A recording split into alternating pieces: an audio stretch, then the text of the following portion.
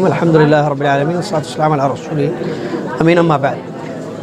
ये जो प्रोग्राम मुनक़्क़िद हुआ अल्हम्दुलिल्लाह आज, इसका बुनियादी मकसद ये था कि हर वो इंसान जो ज़िम्मेदार है, रिस्पॉन्सिबल है, जो हमारे इस प्यारे मुल्क में रहता है, तो उसकी क्या ज़िम्मेदारी है, वो कैसे अपनी ज़िम्मेदारी को अदा करेगा, और अगर उससे कुछ गलतियाँ हो जाए तो उसकी इस्लाह कैसे करेगा। ये बेसिकली मकसद था कि भाई हर इंसान अल्लाह से डरे और अपनी अपनी रिस्पॉन्सिबिलिटी को कमा हक़ अदा करे और अपनी इस्लाह करने की, अपनी गलतियों को दूर करने की कोशिश करे, ताकि जो है हर एक को उसका हक़ मिले और लोग एक अमन शांति की ज़िंदगी गुजारें और खुशहाल ज़िंदगी गुजारें। ये असल बुनियादी मकसद था इसका।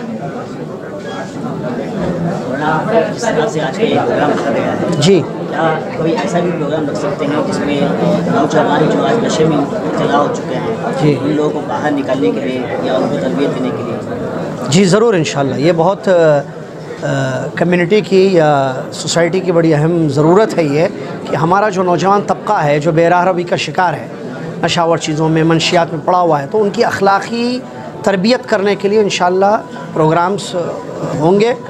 और कल हुआ था बाकायदा एक मस्जिद सलफ़िया में मेरा ख़ुद प्रोग्राम था, वो इसी हवाले से था। कल शाम में मगरिब के बाद जो प्रोग्राम था कि मनशियात का बढ़ता हुआ रुझान और इस्लामी तालीमात क्या है, वहाँ हमने बताया नौजवानों को कि भाई इन नशावर चीज़ों से अपने आप को दूर रहना है। परेशानी आती ज़िंदगी में, मुसीबतें आती हैं, लेकिन उसका हल ये नहीं है कि आप नशा व अवर चीज़ों का इस्तेमाल करें, बल्कि दीन में उसकी तालीम आपको दी गई है। आप कुरान की तिलावत कीजिए, अल्लाह को याद कीजिए और उस परेशानी पर सब्र कीजिए ताकि जो है ये मसला हल हो जाए। ये नहीं कि आप गलत स्टेप उठाएं या नशावर चीज़ों की तरफ जाएं जो जिससे न खुद उनकी तबाही है बल्कि पूरे मोहल्ले की और पूरे मुल्क की तबाही उससे होती है। मतलब जो नौजवान नशे के आदी बने हैं, किसको ज़िम्मेदार ठहराते हैं, घर के या माहौल या घर के लोग? जो नशे के ज़िम्मेदार हैं या जो नशे के आदी हो चुके नौजवान, उसकी ज़िम्मेदारी सबसे पहले उनकी अपनी गलती है कि वो लोग जो है क्यों ये स्टेप उठाए। ठीक है, पास नहीं हुए, काम नहीं बना, उनका प्रॉब्लम आई उनकी लाइफ में, बट द क्वेश्चन इज़ क्यों ये गलत स्टेप उठाए जिससे वो अपना नुकसान की, दूसरों का नुकसान की। तो नंबर वन वही रिस्पॉन्सिबल है। उसके बाद उनके घर वाले भी जिन्होंने उनकी सही दीनी तरबियत नहीं की, उनको नहीं सिखाया कि भाई लाइफ में अगर कोई प्रॉब्लम आती है तो उसका सोल्यूशन क्या क्या करना, कोई परेशानी आ जाए तो उसका हल क्या है। तो दोनों जिम्मेदार है, पहले वो है, उसके बाद घर वाले हैं। जिम्मेदारी के बारे में बताया, 2024 इंतखाबात आ रहे हैं, मुसलमानों की क्या जिम्मेदारी होनी चाहिए, इस बारे में आपकी क्या राय है? इंतखाबात के सिलसिले में देखिए, ये हमारा राइट है, हमारा चॉइस है एज़ ए हिंदुस्तानी अल्हम्दुलिल्लाह। तो हमको ये देखना चाहिए कि भाई मुल्क का फ़ायदा किस में है। ये बड़ा प्यारा मुल्क है अल्हम्दुलिल्लाह, इस पे बड़ी मेहनतें हुई हैं माजी में लोगों की, और एक गुलिस्तान के जैसे है, बेहतरीन गार्डन की तरह है। तो इसको जो है हम इसकी खूबसूरती को बाकी रखने के लिए, इसकी शांति को बाकी रखने के लिए, इसके पीस को बाकी रखने के लिए हम क्या इस राइट का कैसा यूज़ करें, बस ये ज़िम्मेदारी होनी चाहिए। बात हो सकती है उन तक कैसे पहुंचाया जाए, इसके लिए मुनक़्क़िद किया गया था। इसीलिए आपने जो है तकरीरों में सुना होगा कि यहाँ बूढ़े अफराद की भी जो है अल्हम्दुलिल्लाह उन पर भी बात हुई, बुज़ुर्ग जो माशरे में पाए जाते हैं, नौजवानों के सिलसिले में बात हुई, औरतों के सिलसिले में बात हुई, बच्चों के सिलसिले में बात हुई। तो पूरी जो मुस्लिम उम्मा है इसको जो है आगे कैसे लाया जाए, क्योंकि हमारी ये उम्मत जो है हर मामले में बिछड़ी हुई है। इक़्तिसाद में आप देख ले पीछे है, तालीम में पीछे है और अखलाक व किरदार में पीछे है। तो इनको जो है आगे कैसे लाना है और मुआशरे के लिए बेहतर कैसे बनाना है, क्योंकि मुसलमान अगर पीछे रहेंगे तो हिंदुस्तान पीछे रह जाएगा। किसी एक कौम के पीछे रहने से हिंदुस्तान की तरक्की जो है मतलब दीगर अक़वाम से नहीं हो सकती है। उस वक़्त तक तरक्की नहीं करेगा जब तक कि सारे अक़वाम जो है तरक्की ना कर लें। तो इसी सिलसिले में जो है अल्हम्दुलिल्लाह ये प्रोग्राम मुनाक़िद किया गया सारे NGOs और सेंटर को बुलाकर, और उनको ये बताने की कोशिश की गई कि आप अपने जो भी एक्टिविटीज़ हैं पूरे मुआशरे के लिए जो है आम करें और जो वेलफेयर काम हो सकते हैं उनको बढ़ाएं, और ख़ास तौर से जो है तालीम के मैदान में, क्योंकि तालीम के मैदान में जितना ज़्यादा काम होगा उतनी ज़्यादा हमारी जो है सोसाइटी इंशाअल्लाह आगे बढ़ेगी। इस्लामिक इंफॉर्मेशन सेंटर 2010 में शुरू हुआ। अल्हम्दुलिल्लाह we started as a religious organisation. Society के हालात और फर्दर उसको उलमा से मशवरा वगैरह करके जो डिसीजन हुआ कि सोशो रिलीजियस ऑर्गेनाइजेशन हुआ। इससे जो है हमारे पास अभी स्कूल है, कॉलेज है, लीगल एड सेल है, हॉस्पिटल है, मेडिसिन बैंक है, मदरसा है, मकतब है, आइडेंटिटी है जिसमें जो ID कार्ड्स वगैरह रेक्टिफिकेशन करते हैं, स्कीम्स हैं जो गवर्नमेंट स्कीम्स हैं उसके लिए क्या बोलते हैं उनको रहनुमाई करते हैं स्टूडेंट्स के लिए, स्कॉलरशिप्स अवेलेबिलिटी के लिए, मेडिकल एड देते हैं, एजुकेशनल एड है, मंथली मेडिसिन देते हैं, गरीबों यतीमों बेवाओं के लिए रेशन है, और कम्युनिटी फ्रिज रखते हैं जहाँ कर भी कौन चाहे तो भी खाना रख सकते हैं या कौन भी उठाकर खा सकते हैं, ये कॉन्सेप्ट। और दूसरे ऐसे रिलीफ कैंप्स है, मेडिकल कैंप्स करते हैं, आई कैंप्स करते हैं फ्री, और कोविड में जैसा मसला हुआ तो कलेक्टिवली इदारों के साथ जुड़कर भी काम करते हैं, इंडिविजुअली जो होता है वो भी काम करते हैं, प्लस दूसरे सोसाइटल इश्यूज़ जो रहते हैं, नीड ऑफ द आवर जैसे बोलते हैं, तो उस पर भी हम काम करते हैं। आवर NGO इज़ नॉट के we concentrate only on education और only on medical, it is not like that. Anything under the umbrella where there is a requirement, especially from the Muslim community, Muslim representation is required, we do that. So that is how Islamic Information Center holistically it works. Bangalore की हद तक है या और? We are currently serving in Bangalore in 4-5 places, offices हैं, but हम ना जो calls आते हैं we tell them to replicate our activities. We do not want a name outside because वहाँ पे क्या होता है, again it's a challenging part. So हम लोग को जो जब पूछते हैं कि क्या वो हमारे एक्टिविटीज़ कर सकते हैं, जब वो सवाल करते हैं we 100% give them permission, पूरा रेप्लिकेट कर सकते हैं। In fact we have set up few organisation outside, वही चलाते हैं बट हम रहनुमाई कर देते हैं, पोटेंशियल कैच कर सकें। तो ऐसे काफ़ी प्रोग्राम्स हो रहे हैं।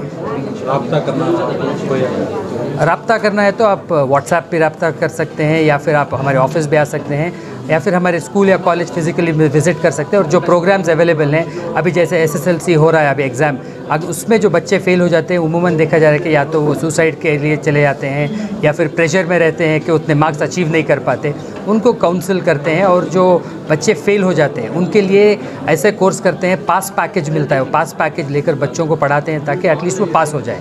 सो ये कॉन्सेप्ट से, अलग अलग कॉन्सेप्ट से बच्चों को काउंसिल और पढ़ाया जाता है। मदरसे से फारिग होने के बाद जो कोई भी SLC या सेकेंडरी को करना चाहे उस पर आप तज़किरा किया, इस पर क्या तफसीलात हैं? जैसे हमने बताया कि NIOS is a very good option. अभी मदारिस में जो है काफ़ी बेदारी है, और वही मदारिस में ही जो है 10th है, 12th है, तो वहीं से वो ग्रेजुएट हो जाते हैं। जो बच्चे पढ़ते हैं जो दीन के तालीम के साथ, वो ग्रेजुएशन भी कर देते हैं। लेकिन ऐसे बच्चे जो हैं जिनको अपॉर्चुनिटी नहीं मिलती, उनके लिए बहुत बेस्ट प्लेटफॉर्म है NIOS, national institute of open schooling. उसमें क्या है, सब्जेक्ट्स इजी रहते हैं और अटेम्प्ट करने भी उनके लिए आसान होते हैं, और जो है उसके लिए ट्रेनर्स भी अवेलेबल हैं, इसके लिए सेंटर्स भी मौजूद है। तो वहाँ रब्ता कर लिए तो उनको जो है कौन सा क्वेश्चन पेपर पैटर्न, कैसे उनको एग्ज़ाम पढ़ना है, वो सब सिखाते हैं ताकि वो क्लियर कर ले, उनके पास डॉक्यूमेंटेशन हो। कहाँ पे है सेंटर? NIOS यहाँ पे दोड्डी के पास है, लर्निंग पॉइंट करके, वहाँ पे आप रब्ता कर सकते हैं। और कबीर PU कॉलेज में भी अभी जो है NIOS के लिए अप्लाई किए हैं, अगर वो परमिशन मिल जाता है तो हम भी जो NIOS ट्रेनिंग शुरू कर देंगे, पोटेंशियल कैच कर सकें। तो ऐसे काफ़ी प्रोग्राम्स हो रहे हैं। रब्ता करना है तो आप व्हाट्सएप पे रब्ता कर सकते हैं, या फिर आप हमारे ऑफिस भी आ सकते हैं, या फिर हमारे स्कूल या कॉलेज फिजिकली विज़िट कर सकते हैं। और जो प्रोग्राम्स अवेलेबल हैं अभी, जैसे SSLC हो रहा है अभी एग्ज़ाम, अगर उसमें जो बच्चे फेल हो जाते हैं उमूमन देखा जा रहा है कि या तो वो सुसाइड के लिए चले जाते हैं या फिर प्रेशर में रहते हैं कि उतने मार्क्स अचीव नहीं कर पाते, उनको काउंसिल करते हैं, और जो बच्चे फेल हो जाते हैं उनके लिए ऐसे कोर्स करते हैं, पास पैकेज मिलता है, वो पास पैकेज लेकर बच्चों को पढ़ाते हैं ताकि एटलीस्ट वो पास हो जाए। सो ये कॉन्सेप्ट से, अलग अलग कॉन्सेप्ट से बच्चों को काउंसिल और पढ़ाया जाता है। मदरसे के बाद, मदरसे से फारिग होने के बाद जो कोई भी SLC या सेकेंडरी वो करना चाहे उस पर आप तस्कीरा किया, इस पर क्या तफसीलात हैं? जैसे हमने बताया कि NIOS is a very good option. अभी मदारिस में जो है काफ़ी बेदारी है, और वही मदारिस में ही जो है 10th है, 12th है, तो वहीं से वो ग्रेजुएट हो जाते हैं। जो बच्चे पढ़ते हैं, जो दीन के तालीम के साथ वो ग्रेजुएशन भी कर देते हैं। लेकिन ऐसे बच्चे जो हैं जिनको अपॉर्चुनिटी नहीं मिलती, उनके लिए बहुत बेस्ट प्लेटफॉर्म है NIOS, national institute of open schooling. उसमें क्या है, सब्जेक्ट्स इजी रहते हैं और अटेम्प्ट करने भी उनके लिए आसान होते हैं, और जो है उसके लिए ट्रेनर्स भी अवेलेबल हैं, इसके लिए सेंटर्स भी मौजूद है। तो वहाँ रब्ता कर लिए तो उनको जो है कौन सा क्वेश्चन पेपर पैटर्न, कैसे उनको एग्ज़ाम पढ़ना है, वो सब सिखाते हैं ताकि वो क्लियर कर ले, उनके पास डॉक्यूमेंटेशन हो। कहाँ पे है सेंटर?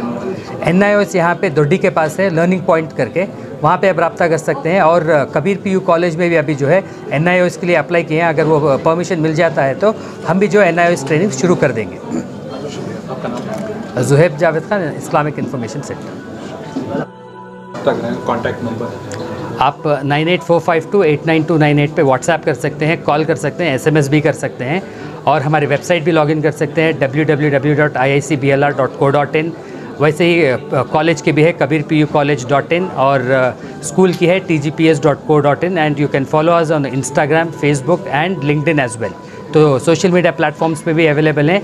एक मैसेज ड्रॉप कर सकते हैं आप ईमेल भी कर सकते हैं zoheb.khan@iicblr.co.in। ईमेल को इंशाल्लाह रिप्लाई किया जाएगा। छोटा इस्लामिक इंफॉर्मेशन की क्या क्या खिदमत हैं इसके अलावा? इस्लामिक इंफॉर्मेशन सेंटर 2010 में शुरू हुआ। अल्हम्दुलिल्लाह we started as a religious organisation. Society के हालात और फर्दर उसको उलमा से मशवरा वगैरह करके जो डिसीजन हुआ कि सोशो रिलीजियस ऑर्गेनाइजेशन हुआ। इससे जो है हमारे पास अभी स्कूल है, कॉलेज है, लीगल एड सेल है, हॉस्पिटल है, मेडिसिन बैंक है, मदरसा है, मकतब है, आइडेंटिटी है जिसमें जो ID कार्ड्स वगैरह रेक्टिफिकेशन करते हैं, स्कीम्स हैं जो गवर्नमेंट स्कीम्स हैं उसके लिए क्या बोलते हैं उनको रहनुमाई करते हैं स्टूडेंट्स के लिए, स्कॉलरशिप्स अवेलेबिलिटी के लिए, मेडिकल एड देते हैं, एजुकेशनल एड है, मंथली मेडिसिन देते हैं, गरीबों यतीमों बेवाओं के लिए रेशन है, और कम्युनिटी फ्रिज रखते हैं जहाँ कर भी कौन चाहे तो भी खाना रख सकते हैं या कौन भी उठाकर खा सकते हैं, ये कॉन्सेप्ट। और दूसरे ऐसे रिलीफ कैंप्स है, मेडिकल कैंप्स करते हैं, आई कैंप्स करते हैं फ्री, और कोविड में जैसा मसला हुआ तो कलेक्टिवली इदारों के साथ जुड़कर भी काम करते हैं, इंडिविजुअली जो होता है वो भी काम करते हैं, प्लस दूसरे सोसाइटल इश्यूज़ जो रहते हैं, नीड ऑफ द आवर जैसे बोलते हैं, तो उस पर भी हम काम करते हैं। आर NGO इज़ नॉट के we concentrate only on education और only on medical, it is not like that. Anything under the umbrella where there is a requirement, especially from the Muslim community, Muslim representation is required, we do that. So that is how Islamic Information Center holistically it works. Bangalore की हद तक है या all over? We are currently serving in Bangalore in 4-5 places, offices हैं, but हम ना जो calls आते हैं, we tell them to replicate our activities. We do not want a name outside because वहाँ पे क्या होता है, again it's a challenging part. So हम लोग को जो जब पूछते हैं कि क्या वो हमारे एक्टिविटीज़ कर सकते हैं, जब वो सवाल करते हैं, वी 100% गिव देम परमिशन, पूरा रेप्लिकेट कर सकते हैं। In fact we have set up few organisation outside, वही चलाते हैं बट हम रहनुमाई कर देते हैं।